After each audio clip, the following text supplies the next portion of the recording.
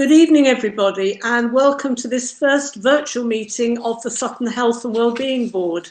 Everyone is very welcome. I am Councillor Ruth Dombey and I am the Chair of the Health and Wellbeing Board. If you could all remember, please, when you're not speaking, to mute your microphones. It helps with the recording. Very happy for everyone to keep their cameras on, although obviously if you're having problems with your own bandwidth, it's probably a good idea to take off the camera unless you're speaking. It'd be good when you are speaking if you could keep the camera on. Rather than going around everyone, it's a large board. It's difficult enough when we're meeting physically. Virtually, it's even more difficult. So rather than going around the table with introductions, can I suggest that when each person speaks for the first time, you introduce yourself and your role, because we do have some new members of the board who are very welcome. So if you could mute your microphones, which everyone has done, that's great. And as I say, the cameras, if you have sufficient bandwidth, then please feel free to keep them on.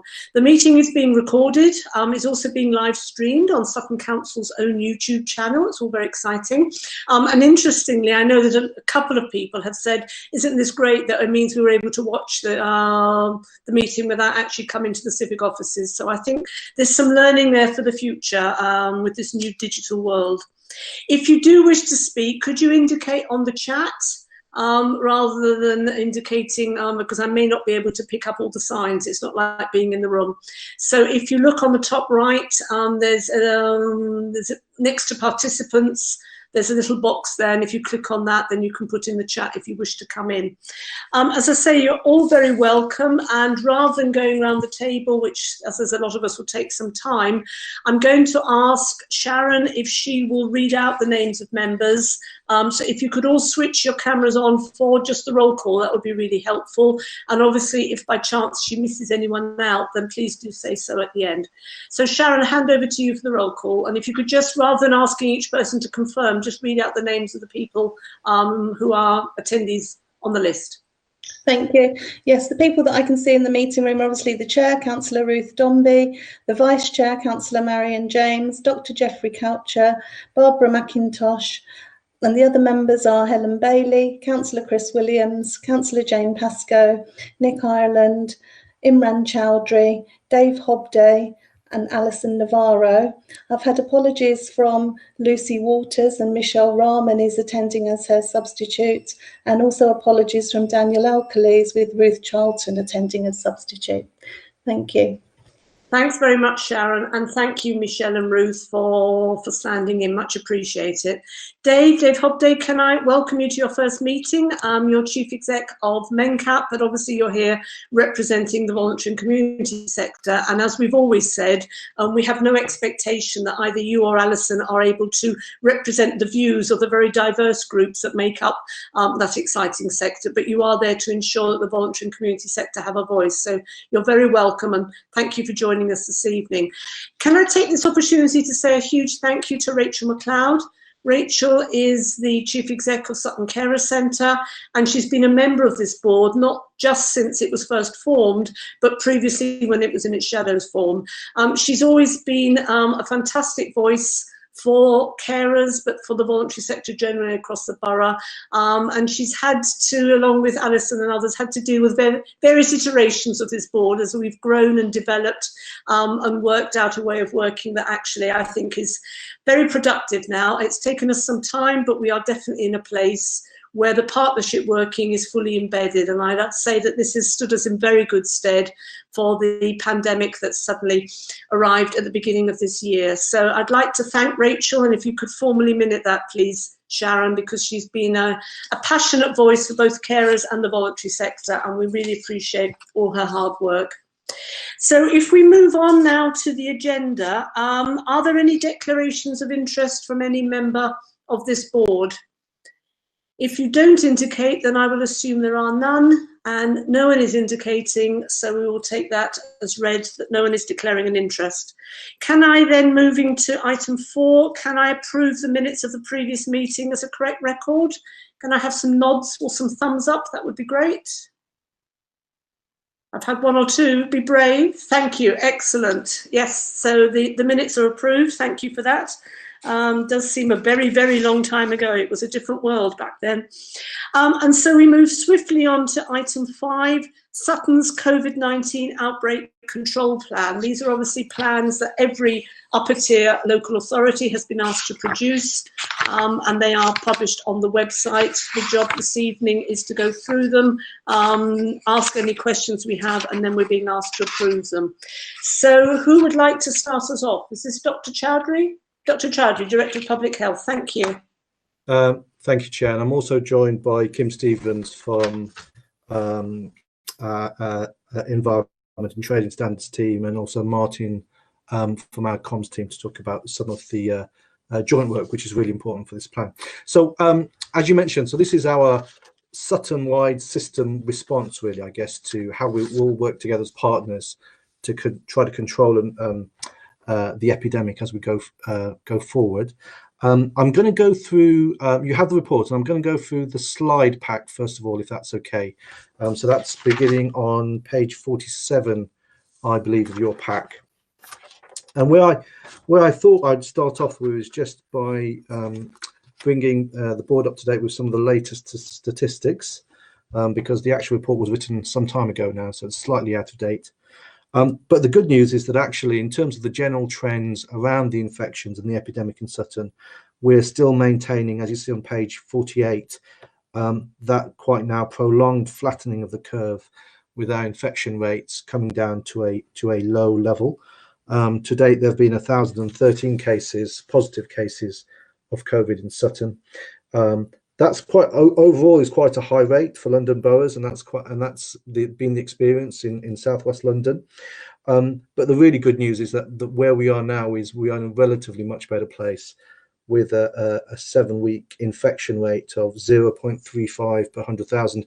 Just to quote that specifically, that helps hopefully for the board in terms of context. So Leicester is around about 125 now, so several hundred.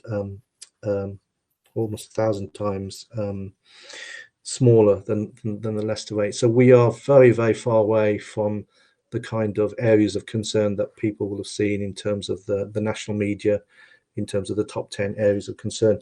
However, we need to keep our due diligence and keep on the lookout, and this plan is all about making sure that those infection numbers don't bounce back up. So just to complete some statistics on page 49, sorry, the next slide, there hasn't been much movement in the death rate, thankfully, since this report was written.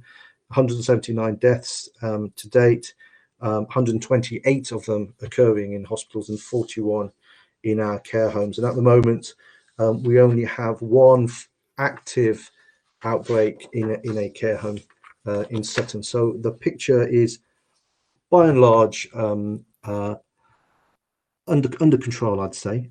It's certainly not raging as it was a couple of months ago in the care homes. So moving on to page 50, the next slide. The report then talks about some of the things that we've learned as we've gone through the process of, in an iterative way, of dealing with COVID. And I think just to bring out some of the learning for myself and the team and others that we've worked for, particularly in the hospital and the care sector, I think we've learned a lot in terms of how difficult this virus is to combat, in terms of the very high levels of asymptomatic and pre-symptomatic transmission. So people spreading it even before they realise they're infected makes it very, very difficult, and therefore the real need for a focus on prevention. The clustering of cases that we have seen in Sutton, we've seen a couple of outbreaks in hospital wards, but we've seen clearly a lot of clustering in care homes. Thankfully, no other real major sites at the moment, but therefore we need to think about high-risk settings going forward. Then I think there's clearly a lot of work has been done and reported to other boards on the really coordinated and joined up work that's happened in care homes. And I think particularly looking forward to the winter months, we need to continue that kind of approach. And then number four there, I think, which is really important as well, is the kind of the wider societal impact that COVID has had in terms of our populations, not just in terms of direct health impact, but also indirect in terms of things like mental well-being, but also actually people struggling to get care for other health conditions as well. And I know NHS colleagues in the room will have a lot to say there in terms of how we're trying to recover NHS services in terms of the COVID response. And then finally, I think one of the really important things for us to bear in mind is that we are, despite what's been in the media for a while now, and certainly in the media again today and yesterday, there has been criticisms in some parts of the country around the data. But thankfully, I think in London, I think it's fair to say that actually the London branch, if you like, of Public Health England has been working together with local directors of public health in a quite a proactive way. So we don't have as many of the problems that I read about in other parts of the country, particularly the north, when it comes to data. So in terms of the kind of key pillars of our outbreak control plan, there are essentially three. So the first is about how we can support the NHS test and trace service by doing everything that we possibly can to make it as easy as possible for particularly vulnerable residents to isolate and get a test if they need to. And we're in a good place for that with our community hub, which has been working well during the entire epidemic now with regards to shielding and providing support in terms of wraparound mental well-being support, support around things like food, but also access to mental health services going forward. So that's been in a good place. And then there's the wider work around how do we work together now that we do have low rates, to make sure that we work both ourselves as a council, but with wider partners to try to identify where those specific settings are in the borough where the virus could be at a higher risk of re-emerging. So as well as healthcare settings like GP practices and hospitals, where we've done a lot of work with NHS colleagues. Clearly with environmental health colleagues, we're working around settings like HMOs, which you'll hear about later. And of course, there's a lot of work around care homes. And then there is the need to get the messages out as widely as possible. So Martin will be talking about some of the work that we'll be doing to sustain that messaging out there, as it becomes quite difficult to sustain people's interest in messages like social distancing. And Martin's got a good plan to get out and into particularly those communities where English is not a first language, some of the more deprived parts of the borough, and some of parts of the borough where we have higher density of housing. And then finally, the plan also talks about how we are working together to make sure that we have a really coordinated response in case of a future outbreak or cluster happening in the patch. So moving on to the next slide. I think I've said most of this really, but this is just about the first arm of those three pillars really, just in terms of the work that's already happened in terms of the hub. Surprisingly, actually, because our numbers have been so low, we haven't had many referrals to date from the test and trace service directly for additional support. But again, as I say, I think we're in a good place if and when that demand does creep up again. So moving on, I'm going to hand over to Kim now, because Kim's team has been doing a fantastic work with a number of high-risk settings, and it's only fair to bring her in at this stage and just for her to describe what our EHO colleagues have been doing. Thank you very much, Imran. If we could go over to slide 7, please. So over the last, sorry, and I should introduce myself, sorry. So it's Kim Stevens. I'm a team leader for the Trading Standards and Environmental Health Commercial team within Regulatory Services. Over the last 3 months, due to lockdown, regulatory services have been unable to carry out business as usual in respect of undertaking inspections to business premises. We have, however, been committed to ensuring that contact has been maintained with our business communities and HMOs in the form of emails and letters, signposting them to government advice on safe working practices for their staff and customers to become COVID secure, and emphasising the need to use the NHS test and trace facility if staff or residents have COVID-19 symptoms. Could we go over to slide 8, please?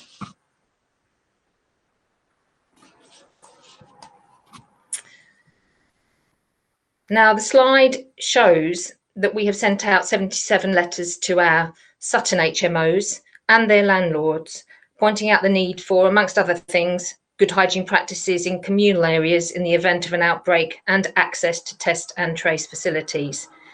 We've sent out over 1,000 letters to our hospitality and hairdressing sector, who started to open their premises from the 4th of July.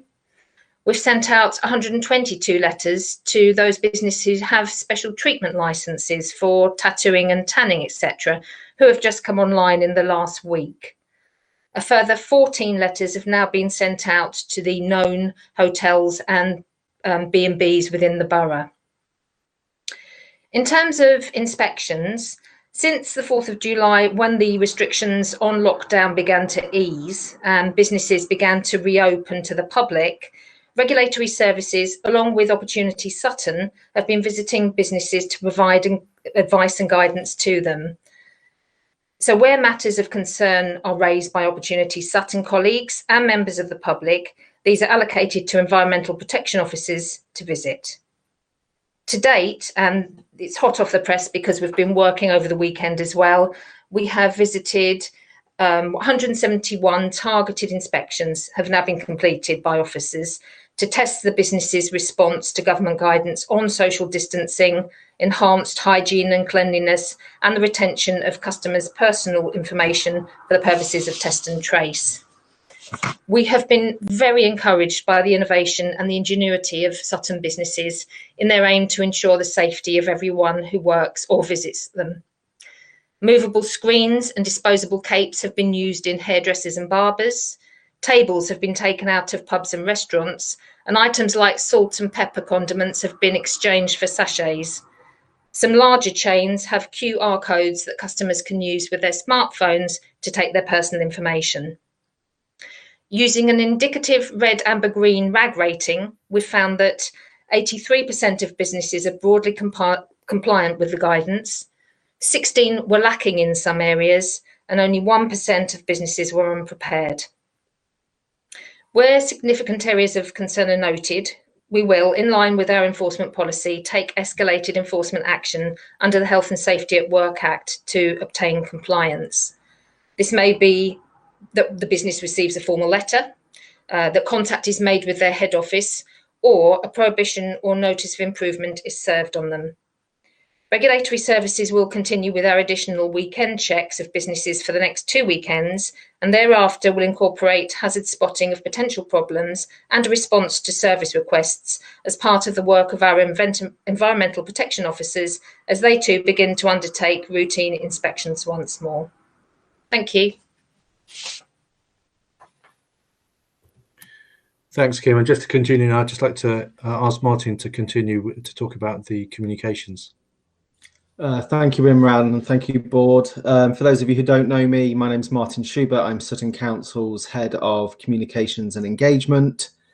I'll speak on behalf of the council, but it's fair to say that our draft communications strategy and approach is, again, very much a joint document owned by the community and voluntary sector, but also our health partners.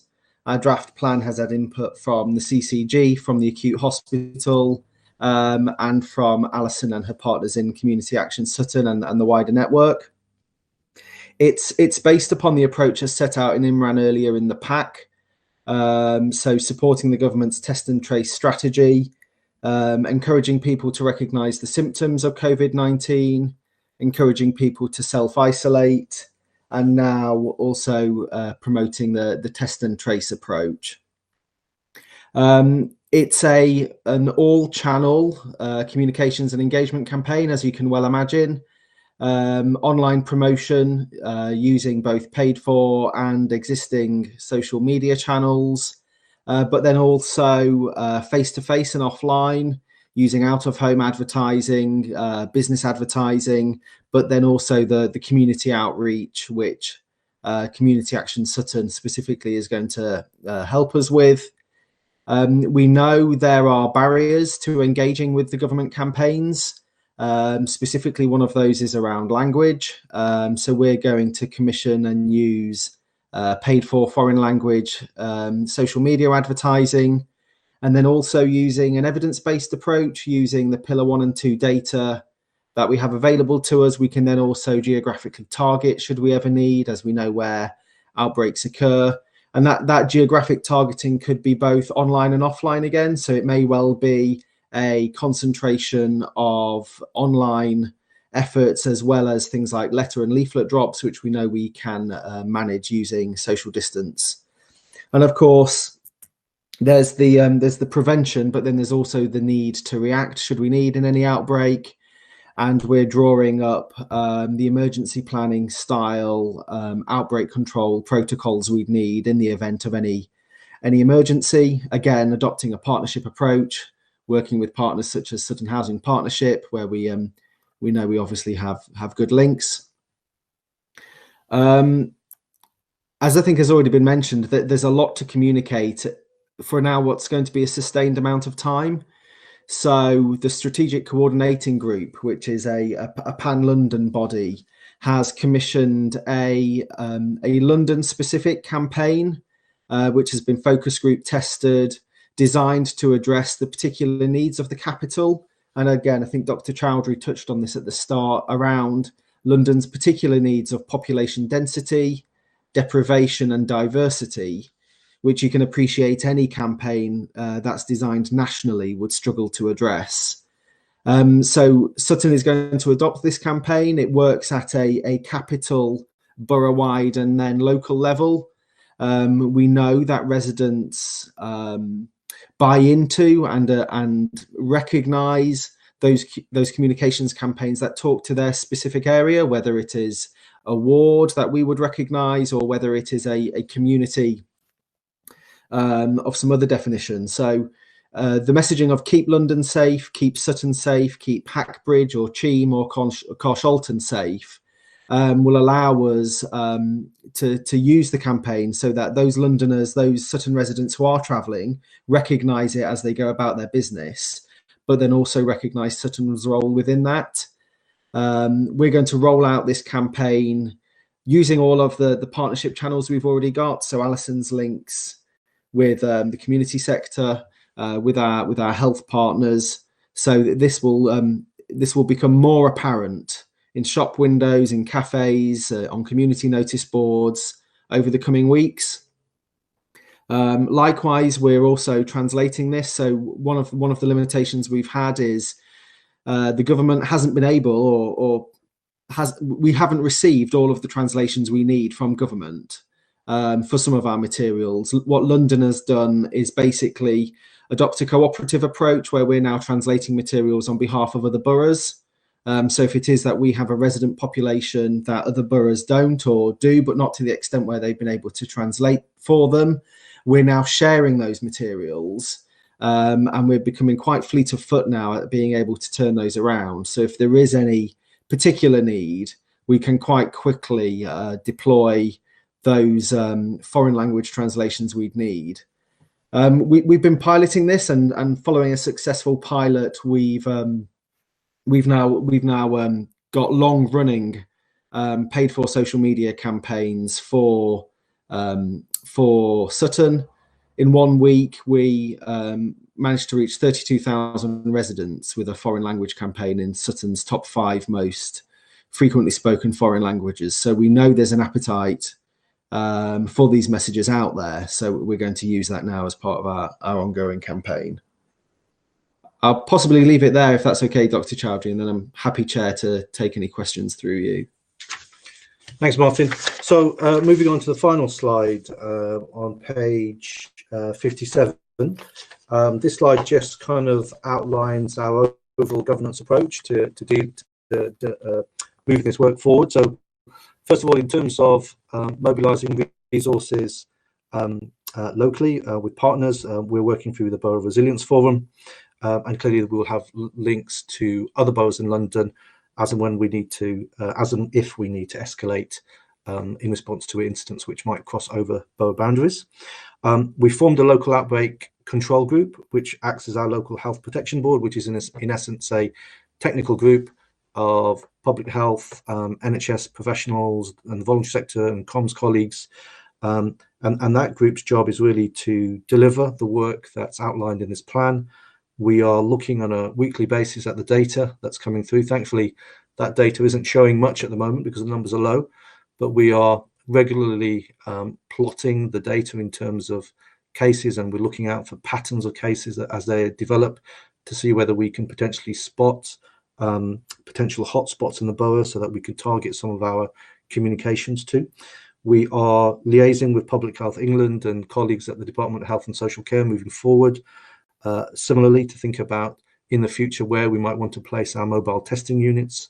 Those are offering testing in the borough now every 3 days. There's one tomorrow operating out of the Denmark Road car park.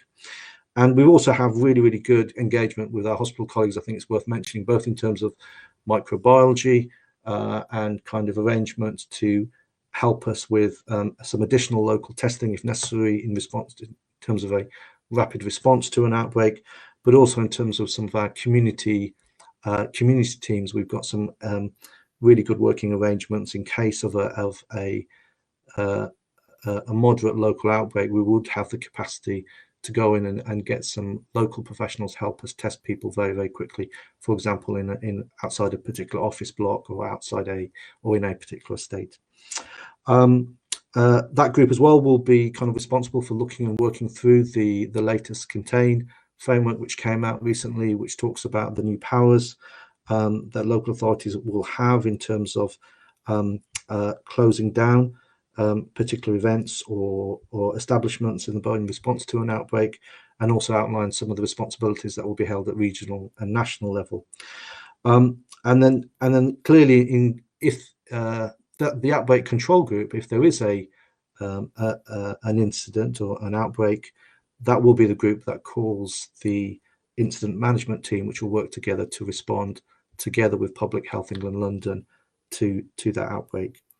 And then finally, just in case, but when we hope we don't get to that stage, but we will of course be liaising with this board, a subgroup of this board is what we're proposing, in case of a very large community outbreak where we get widespread transmission, particularly in terms of community leadership and engagement with the public around what needs to happen in Sutton if we get to the case where, similar to say Blackburn with Darwin, we need to offer a different set of guidance and advice to local people than is the case for nationally at the moment.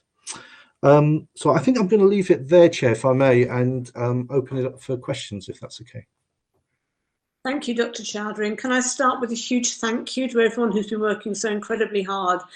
Hearing the presentation between yourself, Kim Stevens, and Martin Schubert really showed us how the council is coming together within the organisation, but also across the borough with all of our partners, and how much we've been working very closely together, asking council staff to redeploy, to do things that are connected to their day job that's different because of the pandemic. So Kim, if you could take away our grateful thanks to your team as well.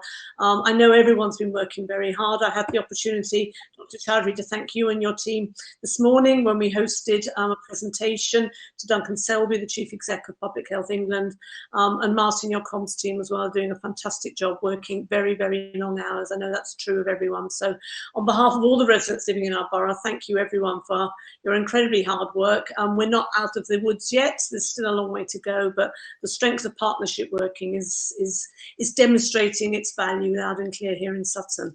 I took part this afternoon in a mental health summit organised by our South West London Mental Health Trust. I saw you on the call as well, Barbara, so I know you took part.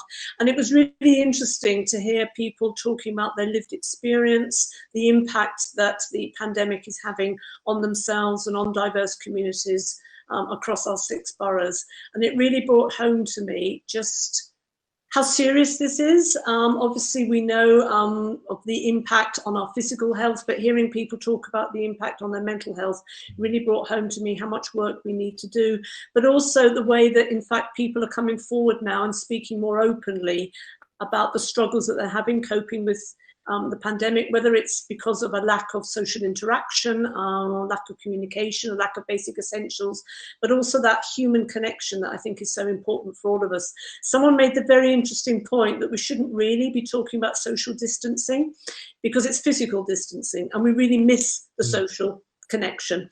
And they made an interesting point about why we're calling it social distancing, because actually now more than ever we need to come together socially in different ways in order to keep that connection. I think it's really important for all of us.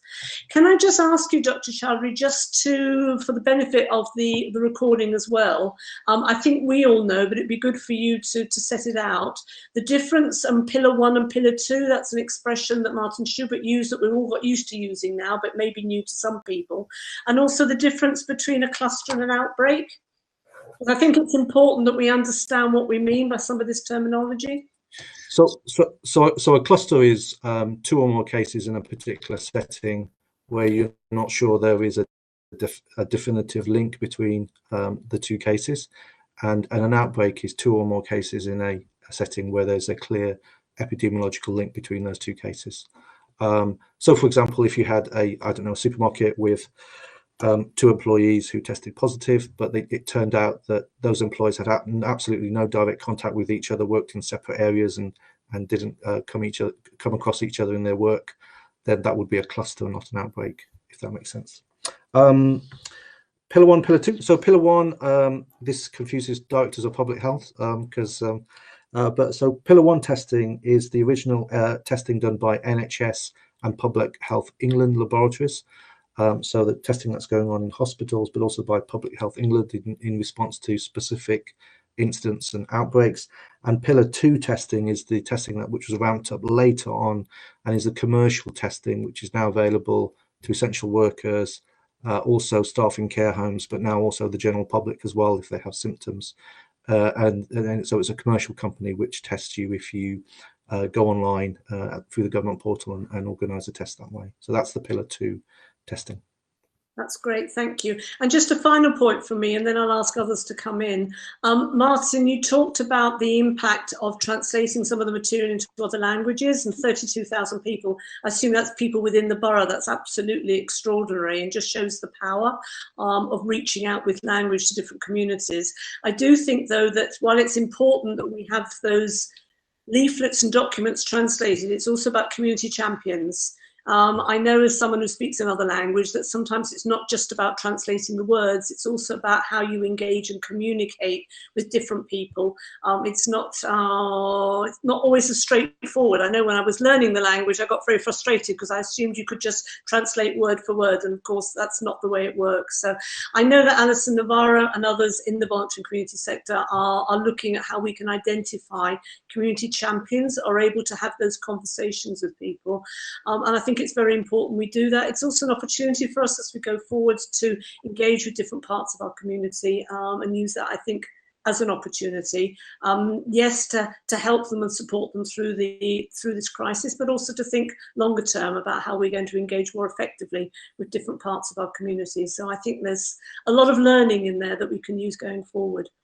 So I'm going to open this up. I'm also going to encourage Dr. Croucher and Michelle Rahman from the CCG if they'd like to come in and talk about the impact of the crisis on primary care, because I know positives and negatives, there's a lot to say, but happy to open it up. People are being a bit shy, so I'm going to keep talking until someone indicates, but there is an awful lot of good stuff and things we need to learn in this report.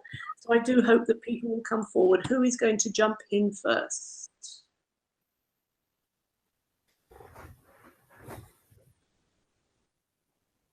Councillor James. Do you need to unmute, Councillor James?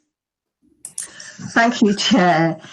So Councillor Marion James, Vice Chair of this board. I just wanted to say that just listening to those 3 presentations, it's quite clear that there has been an amazing amount of work done. I mean, I was just exhausted actually just listening to it all. It's just really, really amazing. So I've just got one quick question though. So on page 18, where we say that the risk assessment guidance, which includes advice for those from the BAME communities, Can I just check that that's being shared with all of our partners?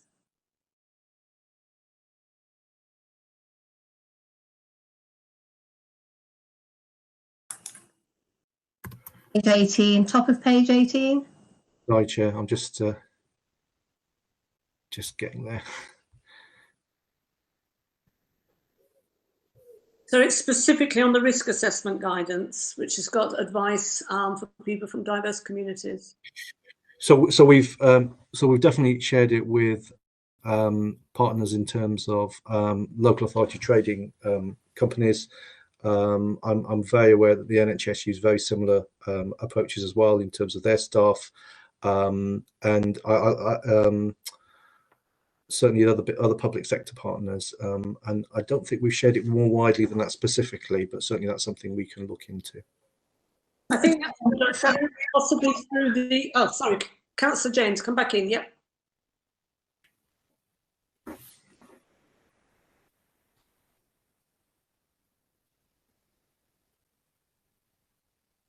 I think by mistake, Councillor James has pressed the wrong button, and then rather than unmuting herself, I think she's actually taken herself out of the meeting. So I'm sure what she will probably want to say is that I think it may be useful to use the contacts of Community Action Sutton to think about if there is useful advice and guidance there on risk assessment. It might be a good idea to circulate it more widely. And I know that the newsletter that goes out widely from Community Action Sutton would be a useful vehicle for this. And Ruth Charlton, you wanted to come in. Do you want to introduce yourself first, Ruth? Hello, I'm Dr. Ruth Charlton. I'm Medical Director and Deputy Chief Exec at Epsom St Helier. So firstly, just to thank Imran and colleagues for all the support and collaboration that they've shown over the last few months, because it has been truly a huge team effort. I just wanted to come in specifically on the point of the risk assessment and to give assurance to the board on what we're doing within the acute trusts. Nationally, all acute trusts have been asked to risk assess all staff with a particular focus on BAME staff, but all staff. And I think that the time period for us to do that ends at the beginning of next week. So we've actually been doing a huge amount of work. Are actually in a very strong position because clearly the health and well-being of our staff is of the utmost importance. And as you say, the risk assessment tool that we're using is very easy to use and could be used and is indeed being used across a variety of different clinical and non-clinical settings. So it's really just to describe the experience of the Acute Trust in undertaking risk assessments for staff. Thanks, Dr. Charlton, that's great. So we did pick up the point, Councillor James, and suggested that Community Action Sutton might like to help distribute some of this information. I don't know if you wanted to come back in again. No, that's fine. Sorry, apologies. I seem to have just lost connection. I was going to ask about the voluntary sector because obviously a lot of the voluntary sector are working with BAME communities. So I was just wanting to check that it had been shared with them, really. Thanks, Chair. Thanks for picking that up. That's great. And Dr. Croucher, looks like you're coming in. Yeah, thank you, Chair. I mean, the first few months of the COVID-19 outbreak has just shown so many good aspects of how health and care are working effectively together, how health and care workers have really responded with such dedication, and the skills of our clinicians and managers in the way that they have worked together has really produced an effective response. I mean, there are some lessons to learn from where we are now and what we need to do for the future. But there have been two things with health that we have been able to support. Since we were last in a meeting like this, Sutton CCG has joined together with the other CCGs to become a South West London CCG. And that CCG has responded to the level 4 response that is required by coordinating it the way it works for COVID across the whole of South West London, and formed a number of cells or meeting groups for primary care, for community care, to make sure that there's a really effective response for all residents across South West London, including Sutton.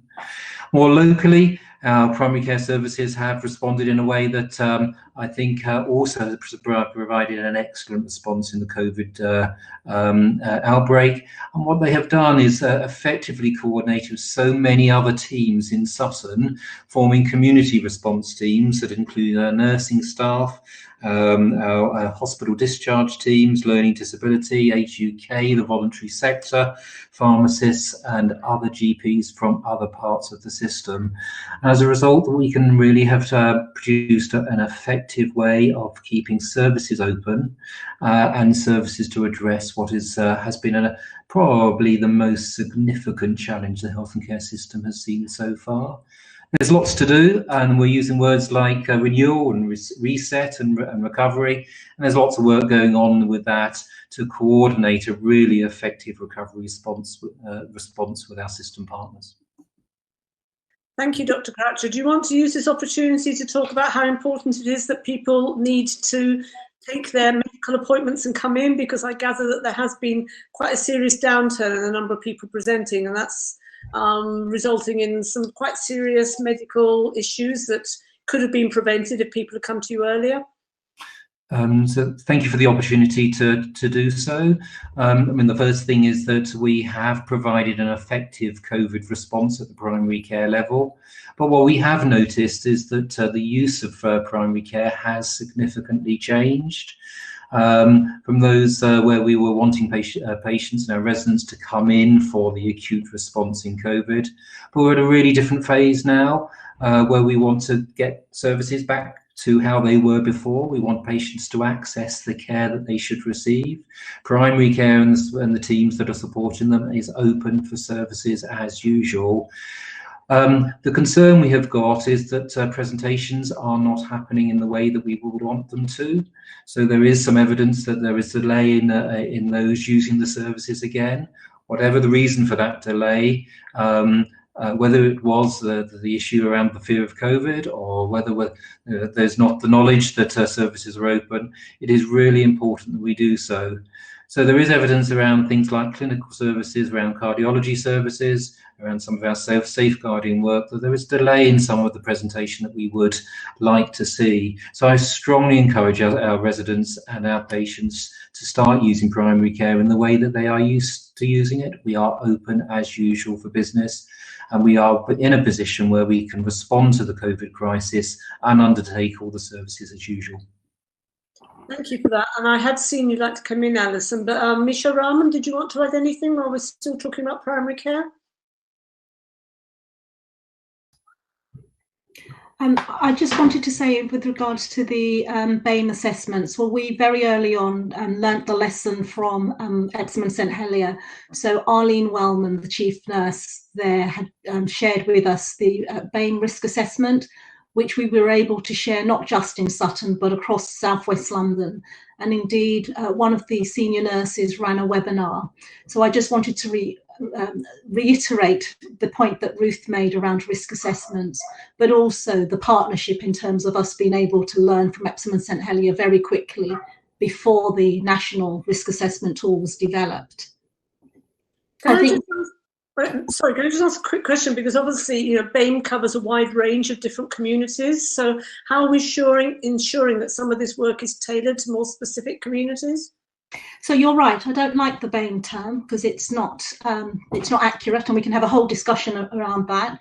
So in terms of the risk assessment for staff, we've gone through a process, and we've looked not just as those with particular ethnic characteristics, but also or from ethnic groups. We've also looked at all of the other relative risks. So age profile, long-term condition, particularly around diabetes, as well, and particularly also for pregnant women. For our population, we are using our equalities impact assessment, and we are making sure that we use that's very, very important, but also linking in with our colleagues within the voluntary sector around, and particularly for those groups that we have failed to reach, but have now had the opportunity to reach through the experience of COVID. So I think Alison and others will talk to you about people who we've reached for the first time, which is really impressive. We want to build on that work, particularly around the work that the Fairness Commission is overseeing around the equalities strategy, particularly, and we're definitely engaged with that through Alison and others. Thank you for that. Perfect timing for Alison Navarro, Chief Exec of Community Action Sutton, to come in.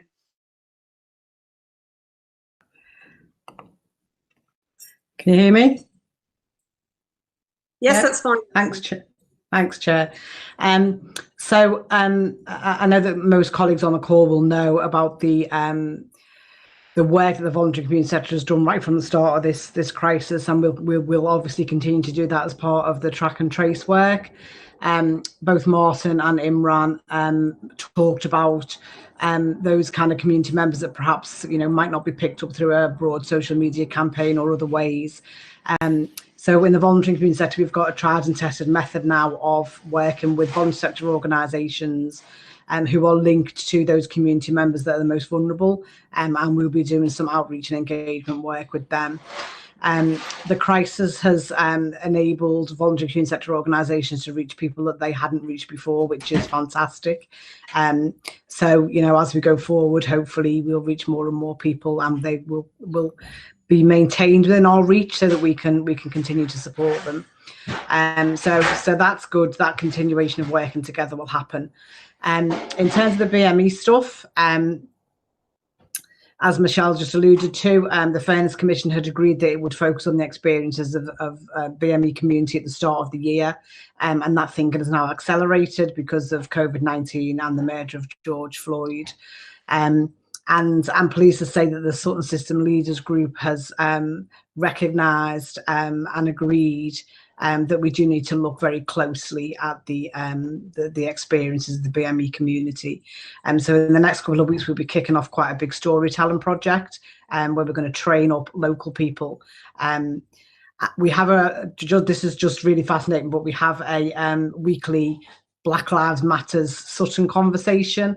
I don't think we've ever had less than 30 people on the call, and more than half of those are members of the BME community.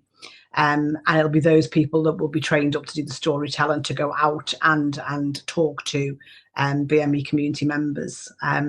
So there's a lot happening, but I think all of this kind of will feed back in not only to the kind of COVID-19 recovery, but also to the broader strategic vision that we have across Sutton to bring about the change that we want to see. Thanks, Alison. Thank you very much for that. Anyone else like to come in? Don't see anyone indicating. Can I thank you and your team again, Imran, for the huge amount of work that's gone into this. I know that the timelines certainly made me gasp. Nothing to do with Sutton, of course. It was the speed that these plans were needed to put together, and I know we met the deadline. So I think it's an excellent piece of work, and obviously it's flexible, it's fluid as we go forward. There'll be more learning, as we've heard already, and we'll have opportunities to fine-tune some of it. But in the meantime, can we agree the outbreak control plan attached as Appendix A, please? Nodding and comments in the chat, that's agreed. Thank you very much. So that brings us now to item 6, which is an update on local health and care arrangements. Who's leading on this, please? Michelle Rahman. Yes, hello, thank you very much. So I'm going to lead on this on behalf of Lucy, who is on leave today, and I know she would have wanted to lead this herself had she not needed to take some really well-warranted leave.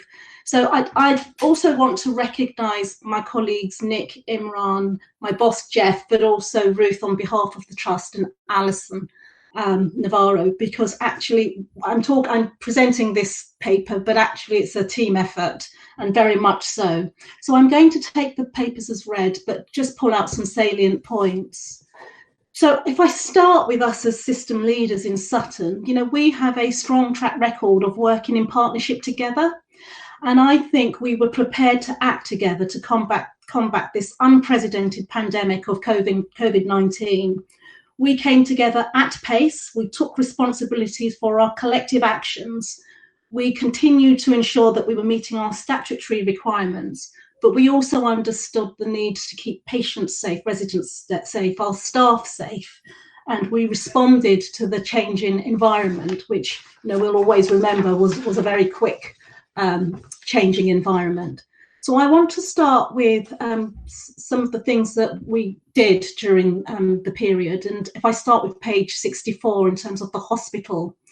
So staff at the hospital were redeployed, their skills mix were identified, and they were redeployed, and in particular where it was needed, so in intensive care. So those staff that could support in intensive care were redeployed to intensive care, but also to those other services. So, for example, respiratory services.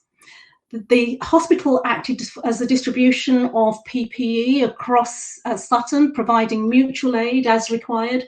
And I can't underestimate how important that was. At the beginning of the pandemic, we know that PPE was a challenge just nationally, but the team here in Epsom and St Helier really rose to the challenge and made sure we had a really good, slick process in terms of providing that mutual aid. Digital consultations were stepped up in terms of consultants really rising to the challenge in terms of video consults, telephone consultations, and really embraced digital working. Epsom and St Helier became the testing centre, and are a testing centre, and opened the NHS CCOL Centre for new rehabilitation. So that's the Headley Court. I'm really proud that it was named after Mary Seacole. It's fantastic. I'm really, really proud that that's occurred on our patch. There was increased capacity in ITU in terms of beds, much needed beds, particularly earlier on and as we were reaching the peak. And that was through the reconfiguration of the elective orthopaedic centre. So a great service, a beautiful service, which was able to be reconfigured to meet ITU needs. Working together with colleagues across the piece, so in the local authority, the Sutton Health and Care team, and also the CHC team, the continuing healthcare team, really in terms of the discharge to assess pathways, really important to make sure that people were placed back in their homes, home first as that first principle, but also in placements as required. And that was really in response to the change in legislation around CHC for the period. And we really did pull out efforts around that. I mentioned the support that we got very early on from colleagues at Epsom and St Helier in terms of risk assessments, in particular, when risk assessing BAME staff. In primary care and community services, there was also the redeployment of staff for those critical areas.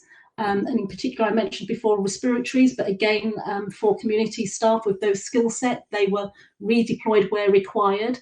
But also they were redeployed into what we're calling our community response team, which is one of the fantastic transformation pieces, I would say, that's come out of the COVID response. And that was primary care, social care, the voluntary sector through link workers and community nurses working together to proactively and reactively support our most vulnerable people in ways that we hadn't, we thought would take us 10 years to achieve, let alone a matter of weeks. But they really pulled together and pulled together across the primary care networks, of which we have 4. The acute home visiting for primary care was established, and that's a 2-hour response for people who were really unwell at home, a combination of COVID and non-COVID people, so people who were acutely unwell but could be seen at home. And that was a doctored service. And then a GP at the front door, so at the front door of the ED department, ensuring that people that didn't need to be in hospital were directed into other services outside of hospital, but also they were able to support the ED consultants and the ED team for some acutely unwell people too, as the need arose.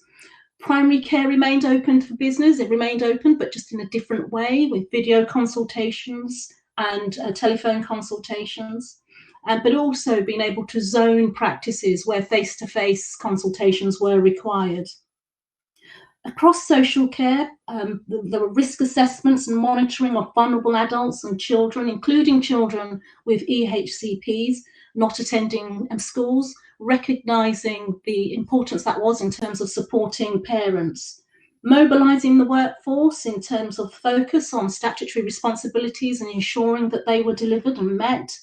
Reconfiguring and redeployment of social care staff to volunteering, and we saw lots of volunteering from our colleagues within the council, which was phenomenal. But equally, the development of a local resource. So if you think about, we were discharging people relatively quickly with Home First as our first principle. They developed a equipment store, which meant that we didn't have to wait for equipment to come in. It was there and ready on discharge. if we look at page 68, look at the care home market, we are lucky in Sutton. You know, we had a very vibrant, successful vanguard, but I think really our response to care homes exceeded my expectations, even knowing that we, you know, have a very successful vanguard in terms of our care homes. There was emergency cover in terms of PPE and access to PPE, webinars around advice and guidance. There was copious amounts of advice and guidance that was being released in one time, you know, sometimes within hours and sometimes over a couple of days.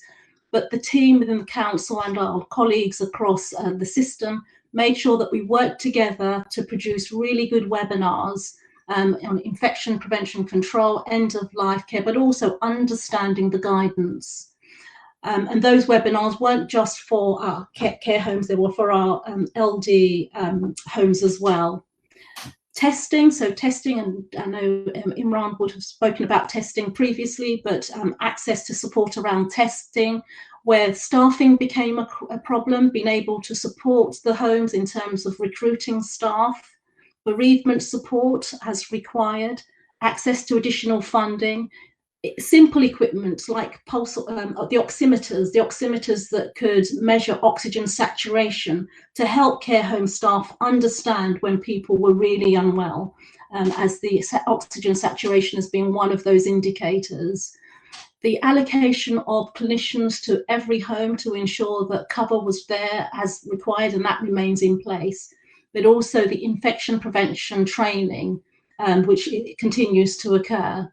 Under Nick's leadership, what we were able to do was establish, there was the care market and continues to be the care market board, but also a community bed-based board, so that we can continue to support care homes together and respond to needs as they arrive, but also do some proactive planning based on what we've learned. And it's been a real pleasure to be part and parcel of that work. Around the end of life care provision, we were able to commission Marie Curie, who supported us around advanced care planning, making sure that people had died in the way that they wanted to die, you know, in their preferred place. The whole anticipatory care medicines availability, making sure that access to medicines was 24/7, so that people had pain control when they needed it. The webinars, the expert resources and support around death verification, certification and additional mortuary capacity. But making sure around the end of life care provision that there was a 24/7 helpline to support people as and when needed. Page 70 really highlights the outstanding response from our voluntary sector, our much loved voluntary sector. Of course, we'd expect a great response, but it really truly was outstanding. We've heard about the hubs and the food packages to shielded patients and residents to ensure that they were supported. Support on discharge, so some of the basic things, making sure that on discharge the home was prepped, that there was food in the fridge, you know, just to make sure that those simple resources were there and available for people who were being discharged home. A new referral pathway for vulnerable people to access support, wellbeing calls, making sure that people had their medicines delivered, and some general assistance as and when required. Really focusing on inequalities, and we've heard Alison talk about that, but making sure that everything that we've learned is built into our work around inequalities in the borough. So what went well? So on page 71, we start talking about what went well. We really can do it. We can work virtually. We can use, whether it's Microsoft Teams or any other system, we've worked out that we can work virtually and work fairly effectively virtually. We as leaders recognise that we don't have to have really long meetings. We can have shorter, purposeful, frequent meetings with the ability at pace to make decisions and have agility of decision making. Data-driven clinical leadership, which was really, really important. You know, what we've seen is 10 years transformation in 10 weeks. It's really been quite outstanding. What we want to retain is that ability to make decisions and move programs forward quickly at pace. We want to accelerate our innovation and integration agenda. We are really thinking community, that community-based approach, thinking family, thinking about the continuum of well-being from prevention, proactive to reactive, but recognising that individuals and families can be anywhere along that continuum. We want to retain all of the great stuff that we've learned and delivered through the discharge to assess. Gosh, it's fantastic what we've been able to deliver. So in terms of system leaders, so just looking now at towards the end of the pack, page 74, you know, we came together really effectively as planners and providers working together, and we're able to demonstrate that we could really do that well. We're accelerating delivery of the local health and care planning priorities. Of course, we've looked at those priorities, asked ourselves, are they the right priorities? We know that they are. They were reflective of what our population, our residents told us. They still remain really important. We just now need to be sure that we're weaving in our experience and learning from the COVID experience. And we want to engage our population and make sure that we continue to engage them as we progress our priorities forward. So on page 74, you'll see the Sutton system working together. It illustrates our priorities. What you can see there is the addition of COVID pathways, because of course we now have living with the effects of COVID for those residents who have experienced COVID. And we've also listed there the enablers to support us to continue to deliver. So those were the things that I wanted to draw out and share with you. And I don't think I could possibly do justice to the work that has been undertaken over the COVID period. But as I said, I think it was really underpinned by our ways of working in Sutton, which I think are very impressive. Thank you so much for that, Misha. And you've really managed to convey the scale of the work, the breadth of the work that's been accomplished in such an extraordinary short time.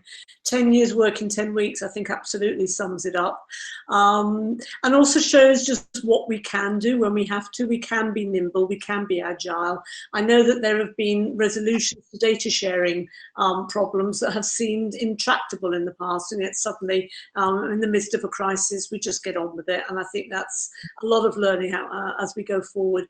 I was also struck as you spoke, when we first presented the Sutton plan a few years ago, there were some raised eyebrows. You know, what does it actually mean? Breaking down silos, putting residents first, not our own organisations. It's as if you've just exemplified all of that.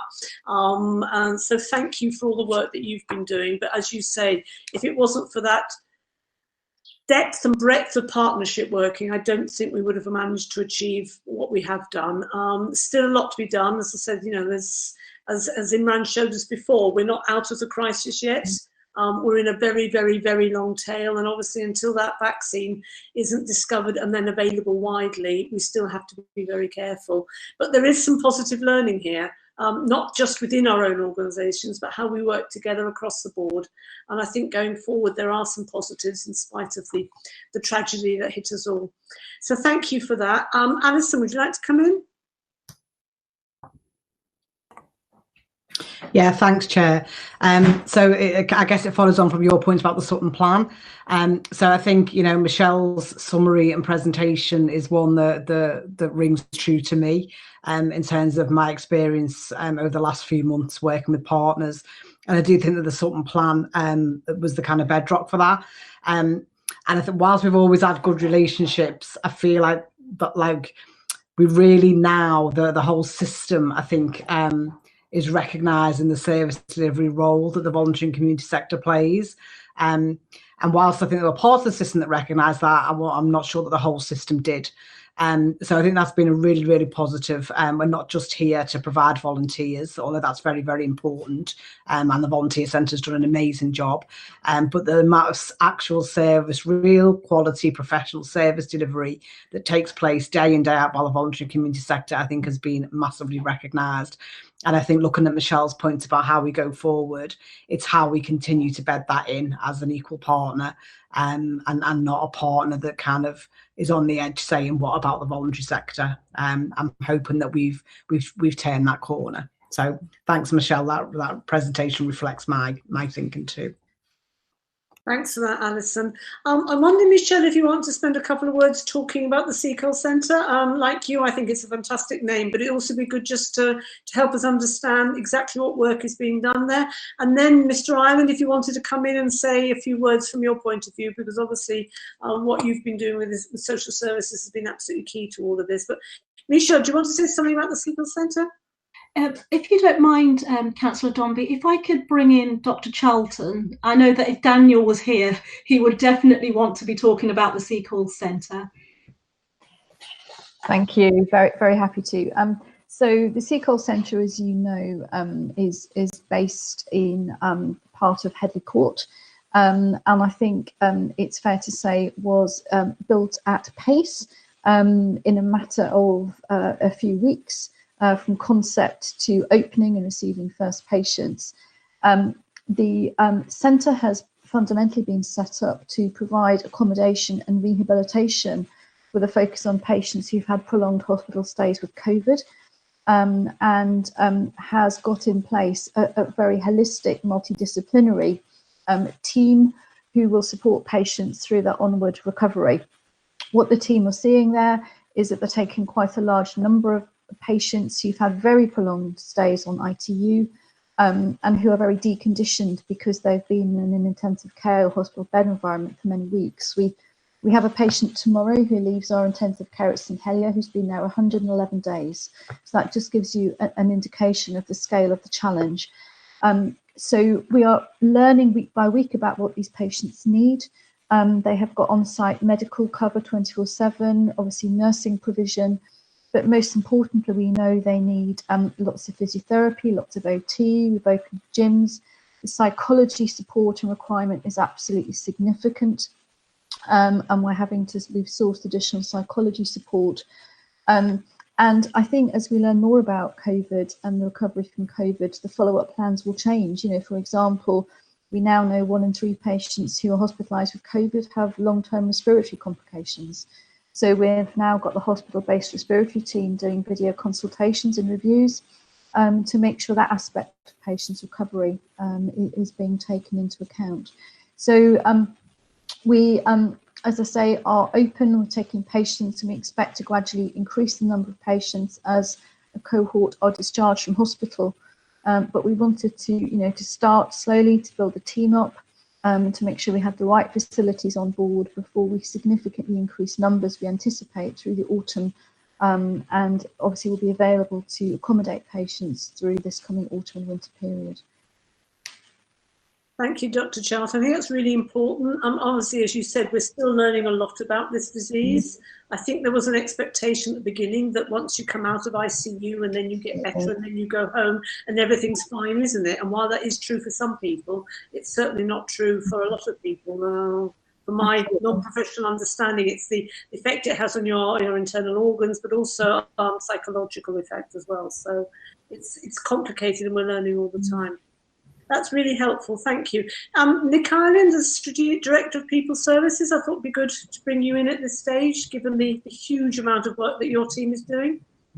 Thank you, Chair, and thank you for giving me the opportunity to say a few words. So I think the first thing I would say is to reiterate exactly what both Michelle and Alison have said. I think when you go through a very difficult time and you are presented with an emergency and a situation with stress and crisis at the forefront, often partnerships can struggle and they can be greatly challenged. And I think the thing that I would say throughout this period is that the relationships that we have across the set of organisations that serve Sutton have strengthened and have held up really well. So I think that has been a big part of how we've collectively been able to respond to the pandemic locally and serve our local community well. A prime example of that was the rapid bringing together of the Sutton systems leaders meetings into a weekly format that looked at some of the priorities that we needed to think about in light of the demand that was definitely coming through and how we might collectively bring our teams together. So Michelle mentioned the discharge to assess approach that we've taken, and that has built on our Sutton Health and Care Alliance success that we built over the last couple of years. We've been able to bring some of our health and social care teams closer together, which is, for instance, the continuing healthcare team with our hospital social work team. So that's been fantastic. And what that did mean was that we were able to provide a great deal of support to our Epsom St Helier colleagues in light of the increasing demand on the acute. So that was a real positive. But throughout, from a social care perspective, in adult social services, we support 2,000 people on a long-term basis, and we support about 1,200 kids through children's social care. And then both services provide a lot of support on a short-term basis to both children and adults. We were able to risk assess all those individuals, A, to ensure that we could provide them with the right support, B, that we were supporting families to deliver the support that they could, but also it provide and ensure that we were supporting the wider NHS, A, to prevent some admissions into hospital, but B, where discharges were rapidly needed, that we were able to do that. So we're very proud of that work. But I think a good example of a collective effort has been the work that we undertook with care homes and actually the wider care market.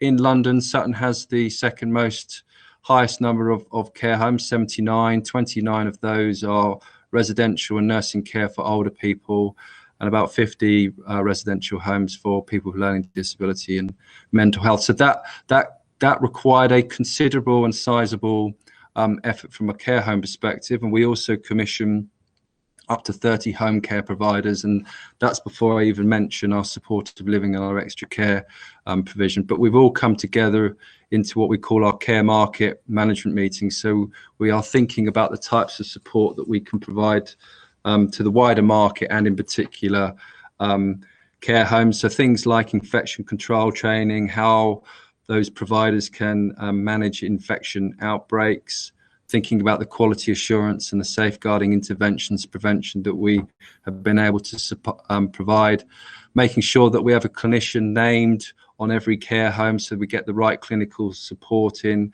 and make sure that we've got the right pathways for admission and discharge back home for people. So those have been some real successes. I think what I would say now is that you're right, Chair, to have mentioned that we're not out of this yet. So I'm really pleased that now as a system, what we're doing is we're thinking about our local health and care plan. We're thinking about what we've learned over the last few months, and we're looking at how we can take forward those key priorities in the local health and care plan. But in addition, thinking about what demands we may have as we enter winter, and thinking about the potential for spikes in the pandemic, as Dr. Chowdhury mentioned. So we're already thinking about the types of support that we can provide to the wider care market so that we are ready and resilient for anything ahead. So I think that's a short whistle stop of a kind of a social care but a wider system perspective. And I'm pleased to see that the Sutton Systems Leaders Meetings will continue to make sure that we're in readiness for any further demands moving forward. Thank you. Thanks, Nick. And as you say, it's very much a collective effort. I know that within local government, we've been talking for many years now about our concerns about how sustainable the care market is.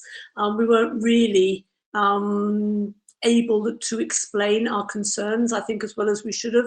Sadly, it's taken a pandemic for this to come to the fore, and people now have a greater understanding of the importance of that particular sector. So it's important that we do have those good relationships going forward. And I know from comments I've seen that the individual care homes are very supportive of the work that we've been doing and the way that we've been able to assist them through this terrible crisis. Councillor James wants to come in, and then Dr. Croucher. Thank you, Chair. Yeah, just to say that, I think it's great that we're recognising the more engagement of the voluntary sector and that care homes as key providers. But I'd just like us to think about recognising the role of family carers, particularly, during this difficult time. So for instance, I'm just going to give this as one example.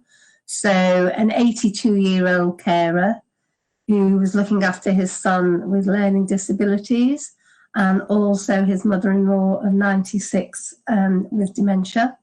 and he was doing that without any support, and okay, he was fine, but I just think we need to recognise the role of family carers. And we talk about bereavement and counselling support for care home staff, but I wonder if that same offer was available to family carers who may have had to deal with very difficult situations, perhaps on their own. So I just make a plea that as we go forward, please recognise family carers. Thank you for that, Councillor James. I think it's really important. I know the Sutton Carers Centre has been working incredibly hard, as have all our other groups.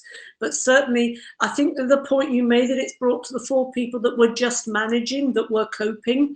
And this, in many cases, has pushed them, if not over the edge, very close to the edge. So it's important that we're able to indicate to people who are struggling that there is support out there. I know many a time, I'm sure it's happened to you as well, Councillor James, I've spoken to fathers, mothers, sons, daughters, talking about the carer centre and the support that can be offered, and they reply, I'm not a carer, that's my mother, that's my daughter. So I think it's important that we help people recognise that there is support, there is help, and that they need to reach out, because there is no reason for anyone to have to cope on their own. Dr. Crouch, do you want to come in? Thank you, Chair.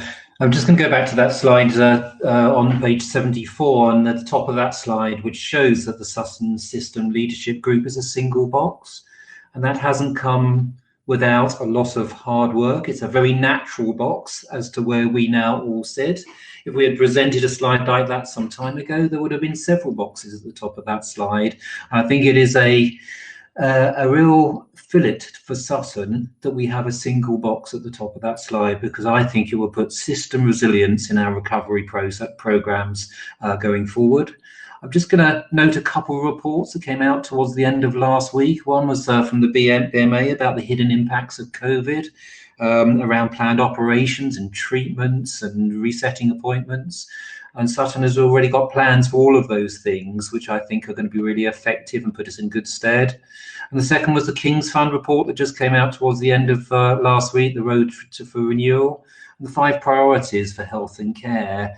And they talk a little bit about reshaping the relationship between communities and the public services, and embedding and accelerating our digital programs, reforming the organisations and the way they work together, and putting the workforce in the right place, a coordinated workforce for delivering what we need to in Sutton.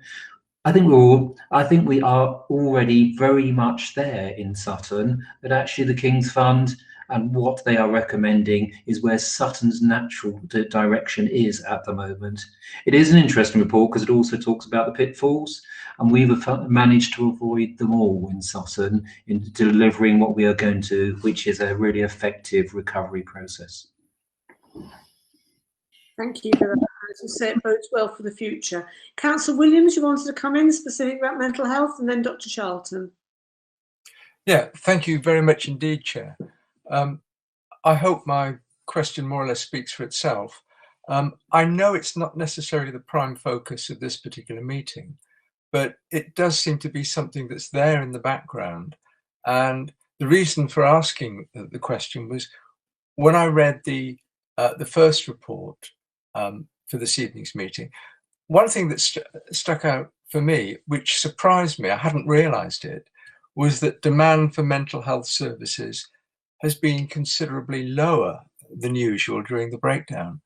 And yet, if you read the national press, there have been several articles recently suggesting that we've got a time bomb waiting for us just around the corner, that a number of people, and particularly children, are going to need some form of mental health support as a result of whatever experiences they have or have not gone through in recent months.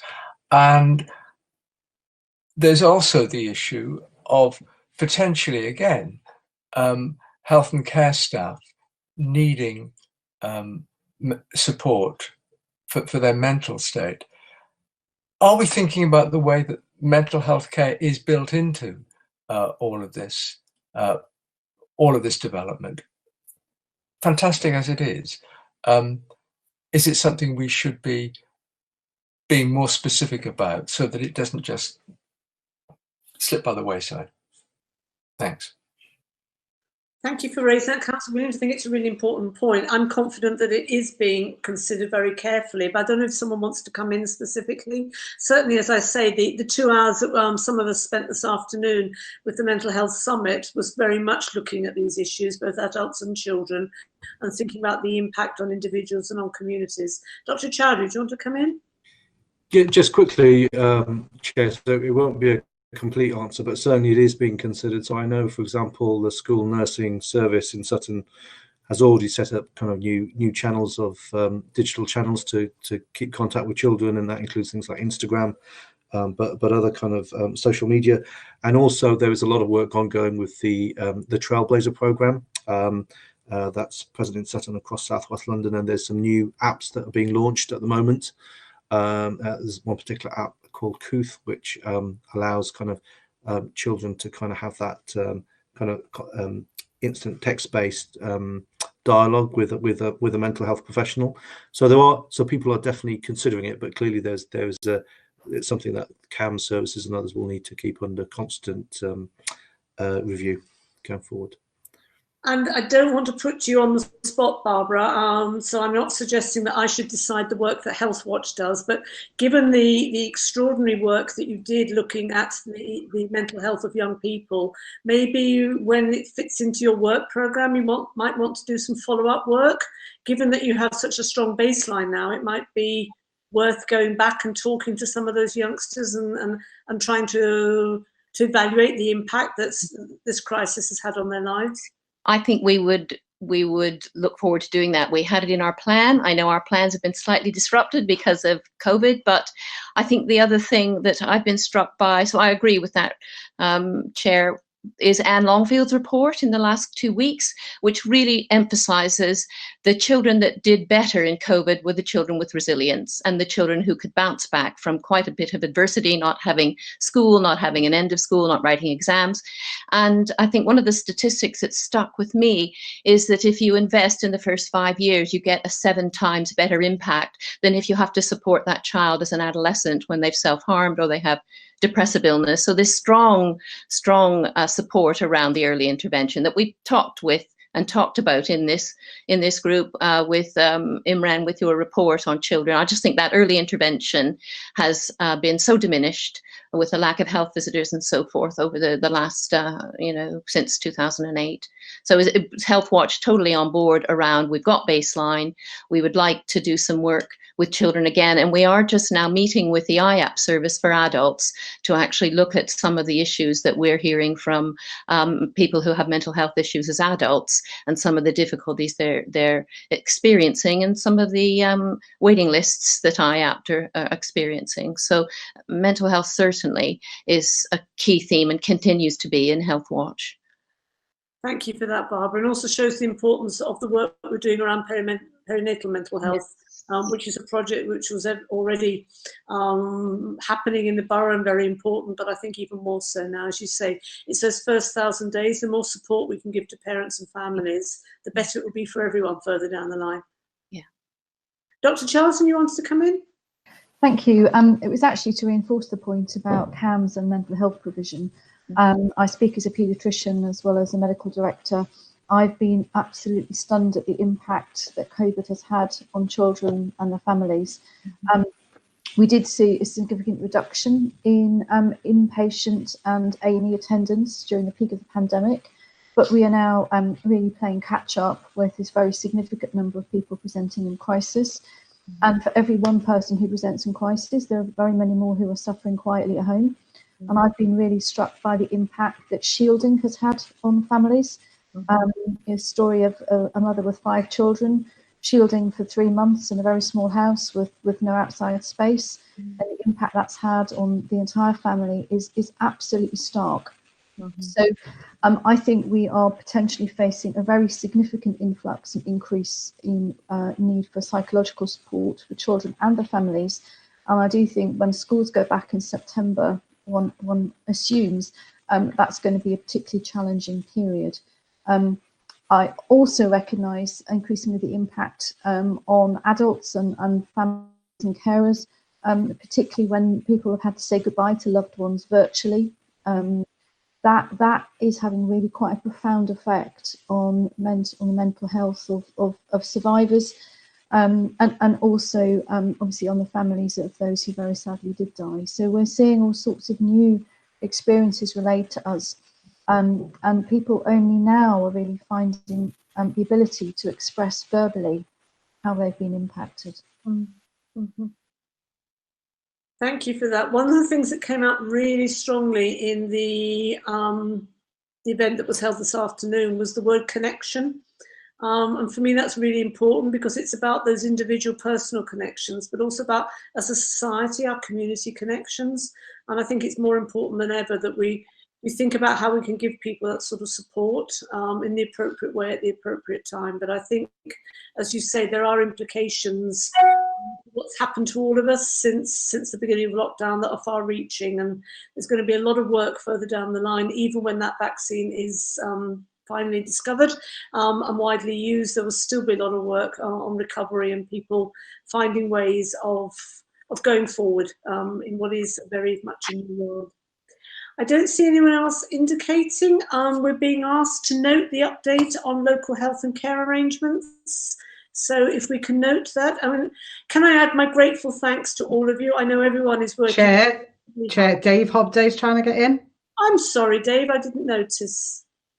Dave. Thank you. Sorry.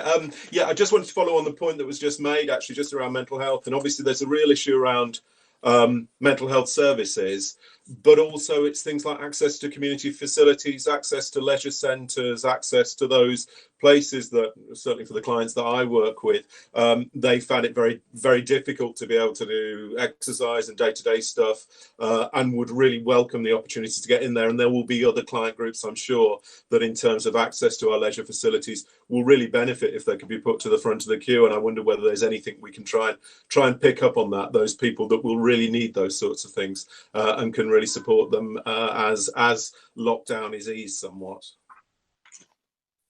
I think that's a really important point. And Helen Bailey, Chief Executive, I'm going to leave that thought with you to go away and have a conversation with some of our officers and leisure providers and think if there are any ways that we can prioritise people that have been struggling more during the crisis. Do you want to come in, Helen? Just to say, I think that's a very helpful intervention, Chair, because we've been thinking about how we can use our leisure provision to work with people on social prescribing and things like that so that they meet people's physical health needs. But of course, people's mental health needs are every bit as important. So I will rope in my colleague, Dr. Chowdhury, and anybody else who's willing to get involved in that conversation, and we'll pick it up, Chair.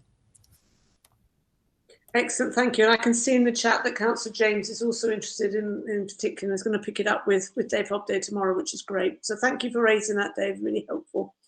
Okay, I didn't see anyone else indicating. Sorry I missed you, Dave. It's keeping an eye on 3 different things all at once, but I will get better at it. Thank you for mentioning it, Alison, as well, because I hadn't spotted it. We're being asked to note the report, so can we note it?